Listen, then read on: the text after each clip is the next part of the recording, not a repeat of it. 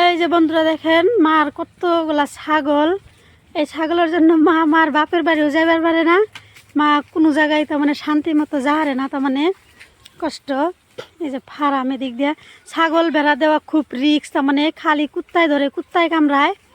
এই যে এই ছাগলটির সবটি মার, তার মানে আরও আসছিল কুত্তায় কামড়ায় কামড়ায় মারছে বৃষ্টির দিন। এই বাচ্চাটি বড় হইলে বেচলে তাহলে সেখানে একটু কম হবো। এই যে যা যা একটু পরে পরে কুত্তা আসে, একটু পরে পরে কুত্তা আসে, কুত্তা খেদা নাগে, নইলে অসুবিধা হয়। ওই জঙ্গল ওদিক দিয়ে যাইব, ওদিক দিয়ে রাস্তা। এই যে ছাগল অনেক করে ছাগল হয়েছে। যদি টাইম মতো মা যদি পারে, যদি বেচা হারে, তাহলে মার লাভ হবো, নইলে কষ্ট হবো। যত দামের চাপট খাওয়াইয়া, ঘাস খাওয়াইয়া পাইলে কষ্ট হয়। সবটি ছাগলই তার মানে ছোট রয়েছে বাচ্চাগুনা।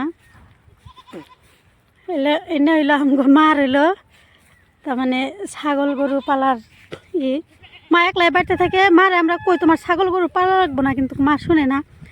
এই যে বৈশা থাকে বলে মার ভাল লাগে না। ছাগল গরু পাললে এগুলা নিয়ে তার মানে দৌড়াদৌড়ি করে। ওই যে গেছে, এই যে মাশাল্লাহ মার গরু আছে। মা সারা বছর বাড়ির দুধ খায়, 2টা গরু, অনেক দুধ হয়। দুধ মা বিক্রিও করে, সোসাইটিতে দেয়। দেখেন এই যে আমি হয়েছি মার সাথে।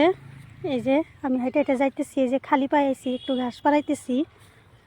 এই যে